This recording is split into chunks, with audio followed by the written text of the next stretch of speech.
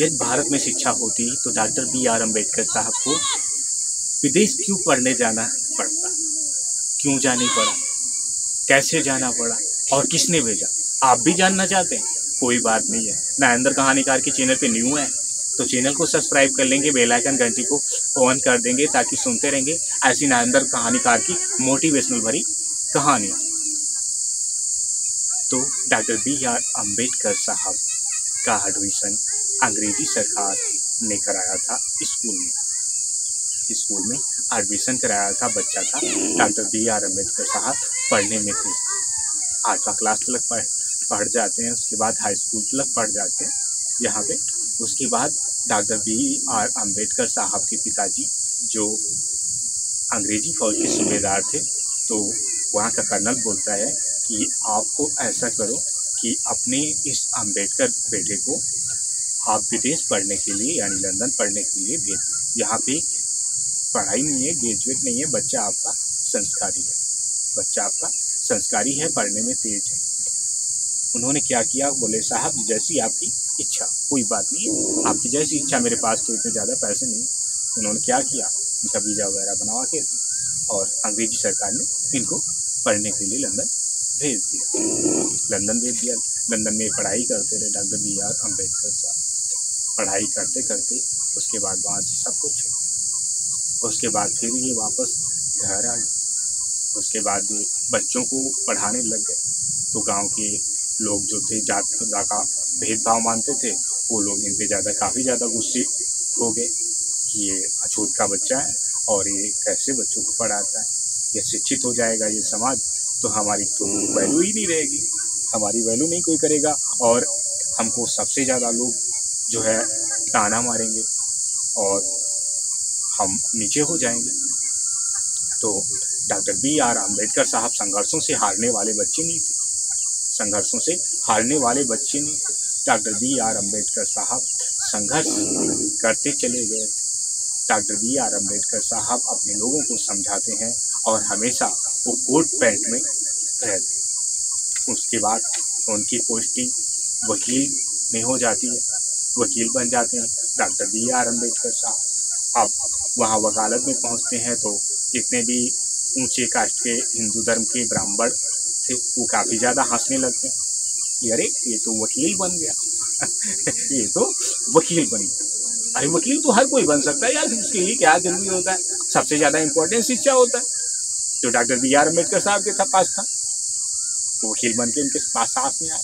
Case कोई भी नहीं लड़ पा रहा था, एक सेठ का केस आ गया, सेठ का केस आ गया, कोई भी बंदा केस नहीं लड़ पाया था। उसके बाद डॉक्टर बी.आर. अम्बेडकर साहब ने उस केस को लिया और कुछ भी पैसे नहीं लिए, कुछ भी पैसे नहीं लिए। सेठ का वो केस, उसका बच्चा जो था उसको बोली गई थी फांसी, उसको फांसी बोली गई थी, सेठ के बच्चे को फांसी होने वाली थी। कोई बात नहीं, मैं आपके बेटे को बचा लूँगा। वो सेठ डॉक्टर बी.आर. अम्बेडकर साहब जब जज वहाँ पे लगता है, सभी की मीटिंग लगती है और जज भी वहाँ पे बैठते हैं, तो डॉक्टर बी.आर. अम्बेडकर साहब हाजिर होते हैं वकील, तो वहाँ बहस होना चालू होता है। तो कहते हैं इसको तो फांसी हो चुकी है, तो फांसी देने के लिए जाते हैं, उसको फांसी उसके गले में लगा दी, फांसी उसके गले में लगा दी और वो जल्लाद को बोले कि इसका अब नीचे डाउन कर दो। तो डॉक्टर बी.आर. अम्बेडकर साहब फौरन ही बोले, अरे जज साहब आपने ये क्या कर रहे हो? तो बोले क्या हुआ? बोले इसी को रोक। तो जज साहब तुरंत रोक देते हैं, जज साहब तुरंत रोक देते हैं, बोलते हैं क्या हुआ?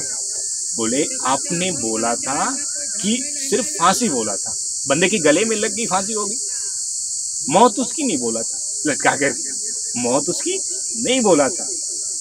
ये बात सुनकर के वो जज साहब काफ़ी ज़्यादा चौंक जाते हैं और डॉक्टर बी.आर. अम्बेडकर का ये वर्ड सुनकर काफ़ी ज़्यादा खुश हो जाते हैं कि क्या पॉइंट है, इतना अच्छा पॉइंट तो किसी वकील ने आज तक नहीं निकाल पाया। Doctor B R. अम्बेडकर साहब ग्रेजुएट कहाँ से किए थे? लंदन से भाई, वकील बन के आए थे। और उसके बाद वो जब जज साहब ने सुना तो उसको जो है फांसी से बच गया वो बंदा, उसको छोड़ना पड़ा, जज साहब छोड़ दिए जज साहब। उसके बाद डॉक्टर बी.आर. अम्बेडकर साहब की तारीफ होने लगी, लोग जानने लगे इधर उधर। उसके बाद डॉक्टर B.R. अम्बेडकर साहब बच्चों को पढ़ाने लगे, उनकी पत्नी भी पढ़ाने लग गई। Doctor B.R. अम्बेडकर साहब को अंग्रेजी सरकार ने कहा चलिए कोई बात नहीं, आप जो है अमेरिका पढ़ने के लिए कोलंबिया यूनिवर्सिटी को जाइए, वहाँ पे अच्छा पढ़ाई होता है, आप वहाँ से पढ़ के आइए। वो जाते हैं यहाँ से अमेरिका पढ़ने के लिए, अमेरिका में पढ़ के आते हैं। वो काफ़ी ज़्यादा ग्रेजुएट हो जाते हैं। भारत के अंदर इतना बच्चा कोई भी पढ़ा लिखा नहीं था। जो वर्ल्ड शिक्षा के हैं उस शिक्षा के डॉक्टर B.R. अम्बेडकर की वर्ल्ड कैसे थे और कैसे शिक्षा क्या ढूंढती है। शिक्षा अपना ज्ञान खुद ढूंढती है, शिक्षा अपना ज्ञान खुद ढूंढती है। आपको भी डॉक्टर B.R. अम्बेडकर जैसा बनना है तो शिक्षा को ग्रहण करना है। तो डॉक्टर B.R. अम्बेडकर साहब काफ़ी ज़्यादा संघर्ष करते हैं और डॉक्टर B.R. अम्बेडकर साहब सब कुछ अपने शिक्षा के दम पे और वो संघर्ष अपने जीतते चले जाते हैं। किसके दम पे? कहानी सुन रहे हो नारेंद्र कहानीकार की इतनी देर से? किसके दम पे जाते हैं? अपने शिक्षा के दम पे। तुम भी कुछ कर सकते हो अपने शिक्षा के दम पे, तुम भी कुछ कर सकते हो अपने शिक्षा के दम पे। चलिए कोई बात नहीं है, आपको भी शिक्षित बनने की ज़रूरत है। आप शिक्षा को ग्रहण करोगे, जो चाहोगे वो बन पाओगे।